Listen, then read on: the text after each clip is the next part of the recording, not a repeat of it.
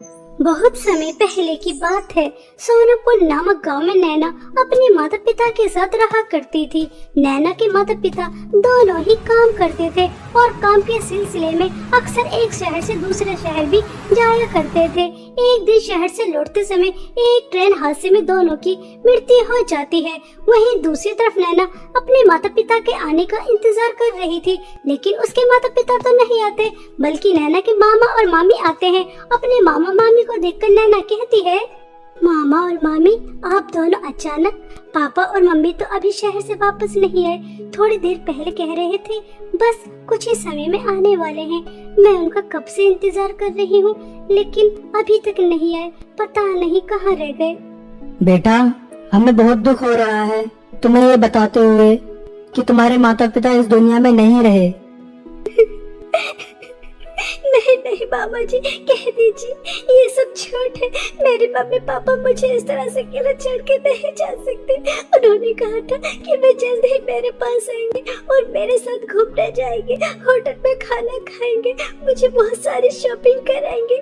मैं अपना वादा नहीं तोड़ सकती। मैं मुझे इस तरह से अकेला छोड़ के नहीं जा सकते। अब मैं मेरे माता पिता के बिना कैसे रहूंगी? मेरा तो इस दुनिया में कोई भी नहीं है। वो मुझे इस तरह से नहीं छोड़कर जा सकते। इस तरह से क्या कोई अपने बच्चे को अकेला छोड़कर जाता है? अब मैं किसके सहारे रहूंगी? बेटा, ये तुम कैसी बातें कर रही हो?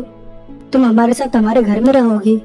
मामा के इतना कहते ही मामी जमुना आग बबूला हो जाती हैं और वह अपने पति से कहती हैं, अच्छा, तो अपनी बहन की मृत्यु के बारे में सुनते ही तुरंत दौड़े दौड़े यहाँ पर इसलिए आए थे ताकि आप इस अनाथ और मनुष्य काली कलूटी बदसूरत लड़की को हमारे घर लेके जा सको। देखो जी, मेरे पहले ही 2 बच्चे हैं, उनका पालन पोषण करना मेरे लिए कितना मुश्किल हो जाता है। अब हमें इस अनाथ का भी पालन पोषण करना होगा। देखो, ये काली कलूटी हमारी बला से कहीं भी रहे, इतने सारे अनाथ आश्रम है, वहाँ जाकर रह लेगी। मैं अपने साथ इसे नहीं लेकर जाऊंगी। अपने रंग रूप में मेरे बच्चों को भी ऐसे ही कर देगी। यह तुम कैसी बातें कर रही हो? यह मेरी स्वर्गवासी बहन की बेटी है और मैं इसे यहाँ अकेला छोड़कर नहीं जा सकता। जमुना अपने पति के सामने कुछ नहीं कर पाती और बेचारी नैना अपने मामा मामी के साथ उनके घर चली जाती है। नैना को देखते ही जमुना की बेटी दीप्ति और बेटा कृष्णा बहुत हंसते हैं। मम्मी, आप किस काली कलूटी बंदरिया को अपने साथ उठा कर लेकर आ गई? मुझे तो इसे देखकर बहुत हंसी आ रही है। देखो तो कितनी काली है बेचारी, अपने ऊपर कितना ज्यादा मेकअप लगाती होगी, तब भी ऐसी की ऐसी लगती होगी, बदसूरत की बदसूरत। कृष्णा, क्या तुम्हें हंसी नहीं आ रही? मुझे तो बहुत आ रही है। दीप्ति दीदी, मुझे भी बहुत हंसी आ रही है। मम्मी, आप बता नहीं रही कि काली कलूटी बंदरी आपके साथ कौन है? अभी तक आपने इसका हमसे परिचय नहीं कराया। बताइए तो, इसे आप कौन से कोयले की खान से उठा के लेकर आई है? कुछ नहीं बेटा, अब ये काली कलूटी हमारे साथ इसी घर में रहेगी और ये तुम्हारे पापा के स्वर्गवासी बहन की बेटी है। और तो सुन मनहूस, ये मत समझ लेना कि मैं तुझे अपने साथ अपने घर में लेकर आ गई हूँ तो तुझे मुफ्त में रोटी तोड़ने दूंगी, यहाँ रहने दूंगी। आज से और अभी से घर का सारा काम तू ही करेगी। किचन से लेकर झाड़ू पोछा करने तक, बर्तन साफ करने से कपड़े धोने तक सभी काम तुझे करना है, अगर रहना है तो, वरना मेरी बला से कहीं भी जाकर रह ले, मुझे कोई फर्क नहीं पड़ता। पता नहीं काली कलूटी मनहूस कहाँ से गले पड़ गई। इसके माता पिता को भी अभी मरना था। बेचारी नैना की मजबूरी थी, वह यहाँ से और कहाँ जाती, इसलिए उसे मजबूरी में अपनी मामी की सारी शर्तें माननी पड़ती हैं और वह घर का सारा काम करना शुरू कर देती है। खाना बनाने से कपड़े धोने तक, स्त्री से लेकर घर की सफाई तक, और उसके बाद घर का सारा काम करती है। सुबह से लेकर शाम तक गधों की तरह काम करने के बाद वह सबके साथ डाइनिंग टेबल पर खाना खाने के लिए जैसे ही बैठती है तो जमुना कहती है, ओ हेलो, क्या तो काली कलूटी हमारे साथ इस घर की नौकरानी डाइनिंग टेबल पर बैठकर खाना खाएगी? तेरी औकात है? चुपचाप पहले हम सबको खाना खाने दे, उसके बाद अगर हमारे आगे का बचेगा तो उसे बाहर जो टूटा फूटा कमरा पड़ा है वहाँ ले जाकर खा लेना और वहीं पर सो जाना है। इस घर में सिर्फ तो काम करने के लिए है, इससे ज्यादा तेरी औकात नहीं। इनकी वजह से चुप हो, वरना कब का तुझे धक्का मार के निकाल देती मनहूस। अरे भाग्यवान, इस बेचारे के ऊपर इतना तो अत्याचार मत करो। सुबह से कितना काम कर रही है, अब सुकून से खाना तो खाने दो। मम्मी देखिए पापा किस तरह से इस काली कलूटी नौकरानी की साइड ले रही हैं। आपको इस काली कलौटी पर बहुत प्यार आ रहा है तो ऐसा करती हूँ, मैं अपने दोनों बच्चों को लेकर मायके चली जाती हूँ और आप रहना अपनी स्वर्गवासी बहन की बेटी के साथ यहाँ पर ऐशो आराम से। मैं अब से पहले ही कह दिया था कि अगर ये मेरे साथ मेरे घर में रहेगी तो जैसा मैं रखूंगी वैसे ही रहना पड़ेगा। अब आप ही डिसाइड कर लीजिए कि आपको अपने परिवार के साथ रहना है या फिर इस काली कलौटी मनहूस के साथ। मामी जी, आप लड़ाई मत कीजिए, आपका तो मेरे ऊपर बहुत बड़ा एहसान है कि आपने मुझे अपने घर में रहने के लिए जगह दी, वरना अकेली अब तक तो पता नहीं मेरा क्या हाल हो जाता। आप खाना खा लीजिए, मैं आपके आगे का बचा कुचा खाना खा लूंगी, आप चिंता ना करो, आप जैसा कहेंगी मैं वैसा ही करूंगी। ऐसा कहकर नैना अपने आंखों में आंसू लेकर वहाँ से चली जाती है। बेचारे मामा भी कुछ नहीं कर पाते। ऐसे ही समय बीत रहा था। नैना घर का सारा काम करती और समय समय पर जमुना बेचारी नैना की बहुत पिटाई भी करती रहती और दीप्ति और कृष्णा भी नैना का बहुत मजाक उड़ाते, उसे काली कलूटी, बंदरिया, पता नहीं किस किस नाम से पुकारते। नैना यह सब पीड़ा सह रही थी सिर्फ इसलिए कि अब उसका इस दुनिया में कोई नहीं था। ऐसे ही समय बीत रहा था। एक दिन दीप्ति अपनी माँ से कहती है, मम्मी शाम को मेरे जन्मदिन की पार्टी है और जब सब इस काली कलूटी को देखेंगे तो पूछेंगे कि ये कौन है, ये कौन है, तो हमारी कितनी इंसल्ट होगी। आप कुछ भी कीजिए, शाम को पार्टी में ये नहीं दिखनी चाहिए। दीप्ति और जमुना आपस में बातें कर ही रही थी, तभी वहाँ पर नैना चाय लेकर आती है और चाय नैना के हाथ से जमुना के हाथ पर गिर जाती है। तभी वह नैना की बहुत ज्यादा पिटाई करती है। जब उसका पिटाई करके पेट भर जाता है तो वह नैना से कहती है, मनहूस काली कलूटी बदसूरत, तुझे दिखाई नहीं देता? अगर तेरा रंग काला है क्या तुझे पूरी दुनिया भी काली नजर आती है? तुझे सब जगह अंधेरा ही नजर आता है, देख कर नहीं चला जाता? मेरा सारा हाथ जला दिया, मनहूस। सॉरी मामी जी, गलती हो गई, आगे से ध्यान रखूंगी। मामी जी, मुझे आपसे कहना था कि आज दीप्ति दीदी का जन्मदिन है ना, तो मेरे पास कोई भी अच्छे कपड़े पहनने के लिए नहीं है। अगर आप मुझे दीप्ति दीदी की कोई पुरानी फ्रॉक दे दे तो मैं उसे ही पहनकर पार्टी में आ जाऊंगी। पहली बात तो यह है कि मैं तुझे अपनी बेटी की कोई फ्रॉक नहीं देने वाली, और दूसरी बात तो मेरी बेटी की जन्मदिन पार्टी में नहीं आएगी। वहाँ पर इतने बड़े बड़े लोग आएंगे, जब वह तो जैसी काली कलूटी बदसूरत को देखेंगे और उन्हें पता चलेगा कि तू मेरी रिश्तेदार है तो मेरी कितनी इंसल्ट होगी। मेरी सोसाइटी में बहुत इज्जत है, इसलिए आज रात तू यहाँ नहीं रहेगी, अपना बंदोबस्त कहीं और कर लेना, कल सुबह आ जाना। ठीक है मामी जी, मगर मैंने सुबह से कुछ नहीं खाया, बस काम ही करे जा रही थी। अब आप मुझे मेरे हिस्से का खाना दे दीजिए। आज मैं पूरी रात सड़क पर ही काट लूंगी, सुबह वापस आ जाऊंगी जब पार्टी खत्म हो जाएगी और सब मेहमान चले जाएंगे।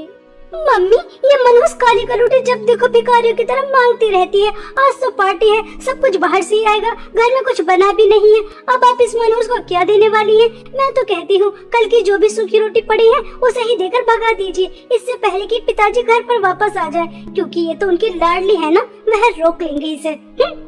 जमुना अपनी बेटी की बात मान लेती है और कल की बची कुची रोटी नैना को दे देती है और उसे अपने घर से निकाल देती है। बेचारी नैना वह रोटी लेकर निकल जाती है। तभी रास्ते में उसे फटे पुराने कपड़ों में एक बूढ़ी औरत पेड़ के नीचे बैठी मिलती है। तभी नैना उनसे पूछती है, क्या हुआ अम्मा जी, आप क्यों रो रही हो? बेटा क्या बताऊं, बहुत समय से कुछ खाया नहीं है, भूखी हूँ, बस इसलिए रो रही हूँ कि मेरी किस्मत कैसी है कि मुझे 2 समय का खाना भी नसीब नहीं। अम्मा जी रोइए मत, ये लीजिए, मेरे पास अचार के साथ 2 सूखी रोटियां हैं, अगर आप इन्हें खा सकती हैं तो इन्हें खा लीजिए। आज रात में भूखी ही रह लूंगी, मुझे तो आदत है भूखे रहने की। बेटा तुम कितनी अच्छी हो, कितनी दयालु हो, तुम अपने से पहले दूसरों के बारे में सोचती हो। तुम्हारा दिल तो बिल्कुल शीशे की तरह साफ है, बिल्कुल सुंदर है, हमेशा खुश रहो। मगर बेटा तुम उदास क्यों नजर आ रही हो? अम्मा जी मेरी बहुत दुख भरी कहानी है। आपको पता है मेरे रंग रूप की वजह से बचपन से सब मेरा बहुत मजाक उड़ाते थे, लेकिन जब मेरे माता पिता से जिंदा थे तो वह मेरा आत्मविश्वास गिरने नहीं देते थे। कहते थे रंग रूप से कुछ नहीं होता बेटा, इंसान की सुंदरता रंग रूप से नहीं दिल से होती है, और मेरी बेटी का दिल तो बहुत सुंदर है जो हमेशा सबकी मदद करती है। इस तरह वह मेरा आत्मविश्वास बढ़ाते थे। लेकिन उनके जाने के बाद मेरी जिंदगी में कठिनाइयां ही कठिनाइयां हैं। मेरी माँ भी मेरे ऊपर बहुत ज़बरदस्त अत्याचार करती है। आज तो उन्होंने हद ही पार कर दी, मेरे रंग रूप की वजह से अपनी बेटी की जन्मदिन पार्टी से भगा दिया ताकि किसी को पता न चले कि काली कलूटी उनकी रिश्तेदार है। अब आप ही बताइए कि मेरी जिंदगी में कहाँ सुख है। अगर मैं उदास ना हूँ तो क्यों ना हूँ। बेटा, मैं तो बस तुम्हारी परीक्षा ले रही थी।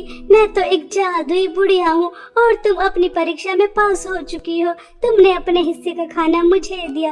आओ मैं तुम्हारी परेशानी दूर करती हूँ। जादुई सोने और चांदी के फ्रॉक के कुएं से तुम्हें जादुई सोने और चांदी के फ्रॉक देकर, जिससे तुम्हारी सब परेशानी मिनटों में दूर हो जाए। ऐसा कहकर वह बूढ़ी औरत नैना को अपने साथ एक कुएं के पास ले जाती हैं और जादुई सोने और चांदी की फ्रॉक के कुएं से 2 जादुई सोने और चांदी की फ्रॉक निकालती हैं और उन्हें नैना को देकर कहती हैं, बेटा, यह जादुई सोने और चांदी की फ्रॉक के कुएं की फ्रॉक सिर्फ उन्हीं लोगों के काम आती है जो हमेशा दूसरों की मदद करते हैं, लालची नहीं होते।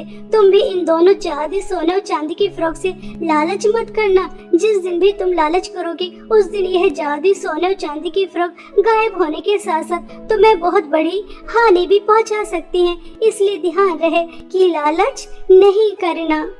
अम्मा जी, मैं जादुई सोने और चांदी की फ्रॉक से कभी भी लालच नहीं करूंगी और इनकी धन दौलत से सभी गरीब, अनाथ, परेशान लोगों की भी मदद करूंगी। आप चिंता न करो। तभी वह बूढ़ी औरत जादुई सोने और चांदी के कुएं की फ्रॉक देकर वहां से गायब हो जाती है और नैना जादुई सोने और चांदी की फ्रॉक से कहती है, जादुई सोने की फ्रॉक तुम मुझे बहुत ज्यादा सुंदर बना दो ताकि कोई मेरे रंग रूप का मजाक ना उड़ा सके। और जादुई चांदी की फ्रॉक तुम मुझे एक महल जैसा घर दे दो जिसके अंदर किसी चीज की कोई कमी ना हो। सुंदर सुंदर ड्रेस, स्वादिष्ट स्वादिष्ट खाना, बहुत सारी धन दौलत, सब कुछ। नैना के इतना कहते ही जादुई सोने की फ्रॉक उसे बहुत ज्यादा सुंदर बना देती है। नैना खुद को इतना ज्यादा सुंदर देखकर बहुत खुश होती है। वहीं दूसरी तरफ जादुई चांदी की फ्रॉक उसे एक महल जैसा घर देती है जिसके अंदर किसी चीज की कोई कमी नहीं होती। उस घर के अंदर जाकर नैना स्वादिष्ट स्वादिष्ट खाना खाती है और एक हंसी खुशी जीवन बिताती है और अपने साथ साथ गाँव के सभी लोगों की भी बहुत मदद करती है। नैना का बहुत नाम होने लगा था। जब इस बात की खबर जमुना को लगती है तो वह आग बबूला हो जाती है। पता नहीं उस मनहूस के पास जादुई सोने और चांदी की फ्रॉक कहाँ से आई, जिनकी वजह से इतनी ज्यादा सुंदर हो गई और इतनी ज्यादा अमीर भी पूरे गांव को सोना और चांदी बरसा रही है। मेरे होते हुए वह मनहूस इतना ज्यादा नाम नहीं कमा सकती और मेरी बेटी से ज्यादा सुंदर नहीं हो सकती। वह जादुई सोने और चांदी की फ्रॉक मैं चुरा कर लेकर आ जाऊंगी, फिर देखती हूँ कैसे करती है लोगों की मदद।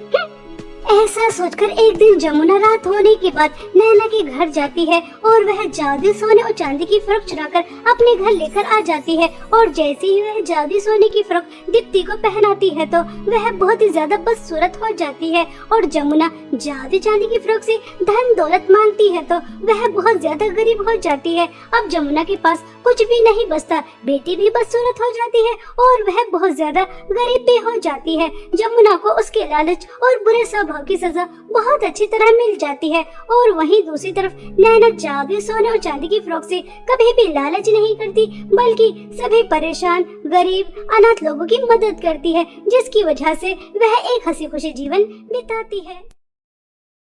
बहुत समय पहले की बात है। सोनापुर नामक गांव में 2 जुड़वा बहनें टीना और मीना अपनी मां कावेरी के साथ रहा करती थी। टीना और मीना कहने के लिए तो जुड़वा बहनें थी, लेकिन दोनों में जमीन और आसमान का फर्क था। क्योंकि जहां मीना परियों की तरह सुंदर थी, उसके सुनहरे लंबे घने बाल, रंग दूध की तरह सफेद, नीली नीली बड़ी बड़ी आंखें, उसकी सुंदरता में कोई कमी नहीं थी। वहीं दूसरी तरफ टीना सांवली थी, जिस वजह से लोग उसका बहुत मजाक उड़ाया करते थे। एक तरफ मीना की तारीफ करते करते नहीं थकते थे तो दूसरी तरफ टीना का मजाक उड़ाते उड़ाते नहीं थकते थे।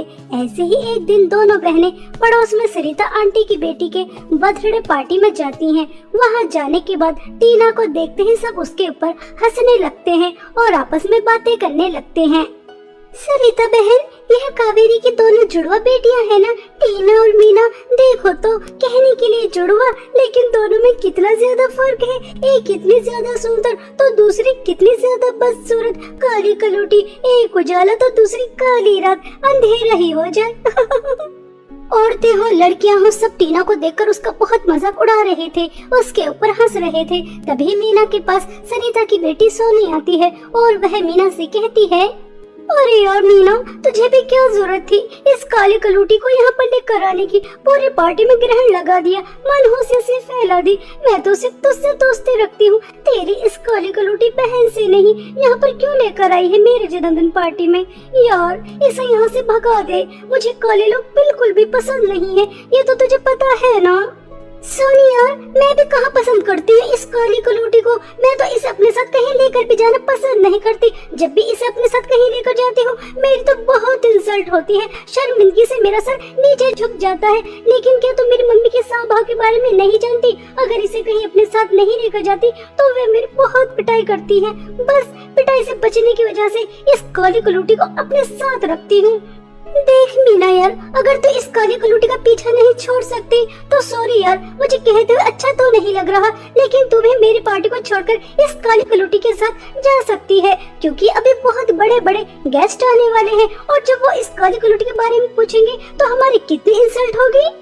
ऐसा कहकर सोनी टीना के साथ मीना को भी अपने जन्मदिन पार्टी से भगा देती है। यह देखकर मीना आग बबूला हो जाती है और गुस्से में तिनतिनाकर घर आती है और अपनी माँ से कहती है, मम्मी मम्मी, अब आप चाहे मेरी कितनी भी पिटाई करो, चाहे मुझे घर से निकाल दो, लेकिन अब मैं इस काली कलूटी के साथ कहीं नहीं जाऊंगी, उसे अपने साथ नहीं रखूंगी। आप जानती हो आज इसकी वजह से मेरी कितनी ज्यादा इंसल्ट हुई है, मैं तो किसी को मुंह दिखाने के काबिल नहीं बची। सोनी ने मुझे अपनी पार्टी से सबके सामने धक्के मार के निकाला है, सिर्फ इस काली कलूटी की वजह से। वो मेरी कितनी अच्छी दोस्त थी, अगर आप मुझे इसके साथ वहाँ नहीं भेजती तो मेरी इतनी इंसल्ट नहीं होती। मम्मी आपको क्या मिलता है मेरी इंसल्ट कराने में? मीना, इन सब में तो मुझे तुम्हारी इंसल्ट होते हुए कहीं भी नजर नहीं आ रही। पार्टी में सब औरतें तुम्हें देखकर कितना ज्यादा खुश हो रही थी, तुम्हारी कितनी तारीफ कर रही थी, तुम्हारे सुंदर बालों की, तुम्हारी नीली नीली आंखों की। अगर किसी की इंसल्ट हो रही थी तो वो सिर्फ मैं थी। सब मुझे काली कलूटी, अमावस की रात, काली बंदरिया, पता नहीं किस किस नाम से पुकार रहे थे। और मीना, तुम जानती हो जब वह सब लड़कियां, औरतें मेरे रंग रूप का मजाक उड़ा रही थी तो मुझे कैसा लग रहा था? तुम जानती हो, जैसे कि मेरा कोई अस्तित्व ही ना हो। क्या सुंदरता ही सब कुछ होती है? लोगों को दूसरों के अंदर कमियां निकालकर उन्हें नीचा दिखाकर आखिर मिलता क्या है? हाँ टीना की बच्ची काली कलूटी, सुंदरता ही सब कुछ होती है, सुंदर लोग ही सबको पसंद आते हैं, बस सूरत लोग किसी को पसंद नहीं आते। मीना तुम गलत हो, इंसान की सुंदरता ही सब कुछ नहीं होती, इंसान का दिल भी अच्छा होना चाहिए। अगर वह दिल से काला है तो उसकी सुंदरता किसी काम की नहीं। मैं अपनी टीना बेटी का दिल बहुत अच्छी तरह से जानती हूँ। मेरी बेटी बहुत सुंदर है क्योंकि उसका दिल बहुत ज्यादा सुंदर है, हमेशा दूसरों की मदद करती है, कभी किसी का दिल नहीं दुखाती। और मीना, जितनी जल्दी हो सके तुम भी इस बात को समझ लो कि सुंदरता ही सब कुछ नहीं होती। समझ आ रही है? चलो हाथ मुंह धो लो, मैं खाना लगा देती हूँ। ऐसा कहकर कावेरी वहाँ से चली जाती है और ऐसे ही समय बीत रहा था और एक दिन कावेरी के पास उसकी बहन का फोन आता है। तभी वह दौड़ी दौड़ी अपनी दोनों बेटियों के पास आती है और उनसे कहती है, तुम दोनों समय पर तैयार रहना, अभी जमुना दीदी का फोन आया था। वह बता रही थी इतने सालों से जो राजमहल बंद था, अब उसकी रानी विदेश से अपने बेटे के साथ वापस आ रही है और वह बहुत बड़ी पार्टी भी दे रही है। उन्होंने सभी को इनवाइट किया है, शाम को जाना है, अच्छे से तैयार हो जाना, ठीक है? ऐसा कहकर कावेरी वहाँ से चली जाती है और दोनों बहनें शाम की पार्टी के लिए तैयार होने के लिए अपने रूम में जाती हैं। तभी हंसते हुए मीना टीना से कहती है, काली कलूटी, काली बंदरिया, एक बार तो अपनी शक्ल आईने में तो देख। यह रेड लिपस्टिक लगाकर तो कितनी ज्यादा बदसूरत लग रही है, और वैसे भी तो कितनी भी अच्छी लिपस्टिक लगा ले, कितने भी अच्छे से तैयार हो जा, लेकिन लगेगी तो बिल्कुल वैसी की वैसी ही जैसी है, बदसूरत की बदसूरत। मेरी तरह सुंदर नहीं हो जाएगी। अभी देख, मैंने मेकअप भी नहीं किया, लिपस्टिक भी नहीं लगाई, ड्रेसअप भी नहीं की, फिर भी कितनी ज्यादा सुंदर लग रही हूँ। वैसे मैं तुझे फ्री में एक एडवाइस दूं, अगर मेरी बात माने तो। हाँ मीना बताओ, तुम मुझे क्या एडवाइस देना चाहती हो? देखिए तो तू अच्छी तरह से जानती है कि तू काली कलूटी बदसूरत है, तुझे देखना कोई पसंद नहीं करता, बल्कि तेरे ऊपर सब हंसते हैं, तेरा कितना मजाक उड़ाते हैं। अगर तू चाहती है कि पार्टी में तेरा कोई मजाक ना उड़ाए, सब तेरे ऊपर ना हंसे, तो मेरी बात मान, तो पार्टी में जाना कैंसिल कर दे, क्योंकि तूने कुछ दिन पहले देखा ही था सोनी के बर्थडे पार्टी में सब तेरे पर कितना हंस रहे थे। मैं तो बस तेरे भले के लिए कह रही हूँ, क्योंकि ये पार्टी वगैरह बदसूरत लोगों के लिए नहीं होती, सिर्फ सुंदर लोगों के लिए होती है, जैसे कि मैं सुंदर हूँ। मीना कुछ भी कहो, लेकिन आज तुमने बिल्कुल 100% बात बिल्कुल सही कही है। मेरी वजह से तुम्हारी और माँ की बहुत इंसल्ट होगी और सब मेरा मजाक भी उड़ाएंगे, और जब सब मेरा मजाक उड़ाते हैं, मेरे ऊपर हंसते हैं, तो मेरा आत्मविश्वास बहुत कम हो जाता है। इसलिए मैं पार्टी में नहीं जाऊंगी। टीना के इतना कहते ही मीना बहुत ज्यादा खुश हो जाती है और वह बहुत अच्छे से तैयार होकर अपनी माँ के साथ पार्टी में जाने लगती है। अपनी माँ और बहन के पार्टी में जाने के बाद टीना खुद को आईने में देखकर बहुत ज्यादा फूट फूट कर रोती है। आज मैं अपने रंग रूप की वजह से इतनी बड़ी पार्टी में नहीं गई। सब वहाँ पर कितना एंजॉय कर रहे होंगे, बस मुझे छोड़कर। अगर मैं भी सुंदर होती, काली नहीं होती, तो कोई मेरा मजाक नहीं उड़ाता, मेरे ऊपर हंसता नहीं, तो कितना अच्छा होता। मगर ऐसा नहीं है, हकीकत ये नहीं है। मैं काली हूँ, सुंदर नहीं हूँ, मगर क्या मुझे ऐसी लड़कियों को जीने का कोई अधिकार नहीं? क्या मुझे पार्टी शादी में जाने का कोई अधिकार नहीं? मैं खुश नहीं रह सकती। मुझे दुखी करने में, मुझे नीचे दिखाने में आखिर दुनिया वालों को क्या मिलता है? वो मुझे खुश क्यों नहीं रहने देते? ऐसा कहकर टीना बहुत ज्यादा फूट फूट कर रो रही थी। तभी टीना को बाहर से किसी के रोने की आवाज आती है। टीना तुरंत बाहर जाकर देखती है तो एक बूढ़ी औरत रो रही थी। तभी टीना उनसे कहती है, अरे अम्मा जी, आप क्यों रो रही हैं? आखिर क्या परेशानी है? बेटा, मैं इस गांव की नहीं हूँ, आँखों से थोड़ी कमजोर हूँ, चलती चलती रास्ता भटक गई। क्या तुम मुझे मेरे घर तक पहुँचा सकती हो? जी बिल्कुल अम्मा जी, मैं आपको आपके घर तक सही सलामत पहुंचा दूंगी, चलिए।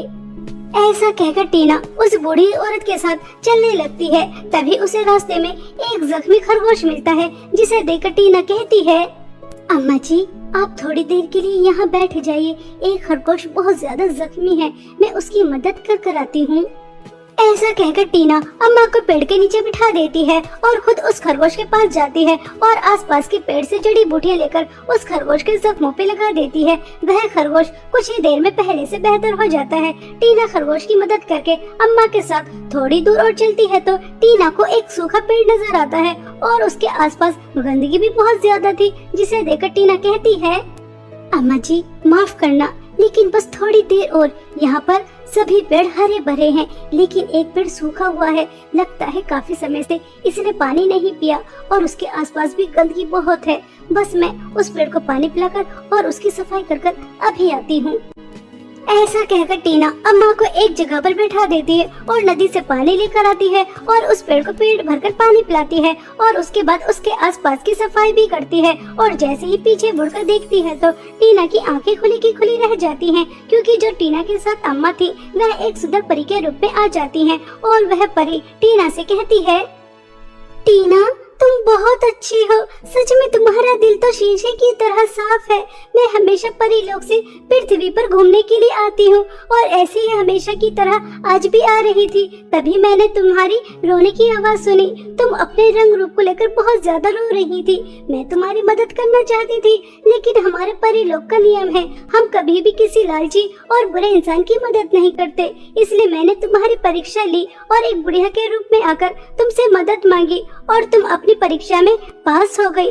तुमसे किसी का दुख देखा नहीं जाता।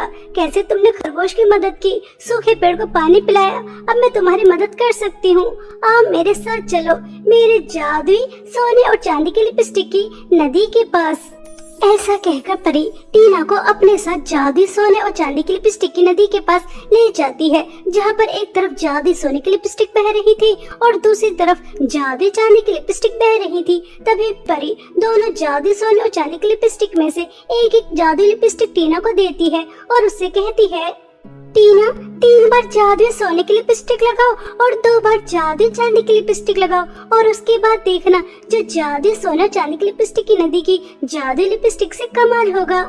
परी के ऐसे कहने पर टीना 3 बार जादुई सोने की लिपस्टिक लगाती है और 2 बार जादुई चांदी की लिपस्टिक लगाती है और देखते ही देखते टीना बहुत ज्यादा सुंदर हो जाती है, बिल्कुल ऐसे जैसे आसमान से कोई सुंदर परी उतरी हो। खुद को इतना ज्यादा सुंदर देखकर टीना बहुत ज्यादा खुश होती है और परी को धन्यवाद कहती है। परी जी, आपका बहुत बहुत धन्यवाद। आप कोई मेरे रंग रूप का मजाक नहीं उड़ाएगा, मेरे ऊपर हंसेगा नहीं, सब मुझसे दोस्ती करेंगे। मैं शादी पार्टी में भी जाऊंगी, दोस्त बनूंगी, एंजॉय करूंगी। अब मैं अपनी जिंदगी को भरपूर जीऊंगी। ऐसा कहकर टीना परी को धन्यवाद कहकर खुशी खुशी राजमहल चली जाती है। टीना बहुत ही ज्यादा सुंदर लग रही थी। जो भी कोई उसे एक बार देख रहा था, बार बार देखना चाह रहा था। कुछ देर बाद रानी सुमित्रा देवी अनाउंसमेंट करती हैं। आप सभी लोग हैरान होंगे कि हम इतने सालों बाद अपने गांव क्यों वापस आए हैं। हम आपको बताना चाहते हैं, हम अपने गांव की सुंदर लड़की से अपने बेटे की शादी करवाना चाहते हैं और जिस लड़की की हमें तलाश थी वह हमें मिल चुकी है। हम वह फ्रॉक में सबसे सुंदर लड़की खड़ी है, उसी से अपने बेटे राजकुमार सम्राट की शादी करवाना चाहते हैं। फ्रॉक में सुंदर लड़की कोई और नहीं बल्कि टीना ही थी। यह सुनकर टीना बहुत ज्यादा खुश हो जाती है और कुछ समय बाद मीना और उसकी माँ को भी पता चल जाता है कि सुंदर लड़की और कोई नहीं बल्कि टीना ही है। कावेरी तो बहुत ज्यादा खुश होती है, लेकिन मीना अंदर ही अंदर जल भूनकर राख हो जाती है और वह टीना से कहती है, तो इतनी ज्यादा बदसूरत थी, काली कलूटी थी, अचानक कितनी ज्यादा सुंदर कैसे हो गई, मुझे नहीं बताएगी? मीना, क्योंकि मेरे पास जादुई सोने और चांदी की लिपस्टिक है जिसे लगाते ही मैं इतनी ज्यादा सुंदर हो गई। अरे वाह, जब ये काली कलूटी बदसूरत इतनी ज्यादा सुंदर हो सकती है तो मैं तो कितनी ज्यादा सुंदर हूँ, और भी ज्यादा सुंदर हो जाऊंगी। मुझसे ज्यादा सुंदर और कोई नहीं होगा और फिर राजकुमार सम्राट से तो मेरी ही शादी होगी, इस काली कलूटी की नहीं। घर जाते ही तुरंत जादुई सोने और चांदी की लिपस्टिक लगा लूंगी, फिर देखना टीना की बच्ची तो कैसे करती है राजकुमार सम्राट से शादी।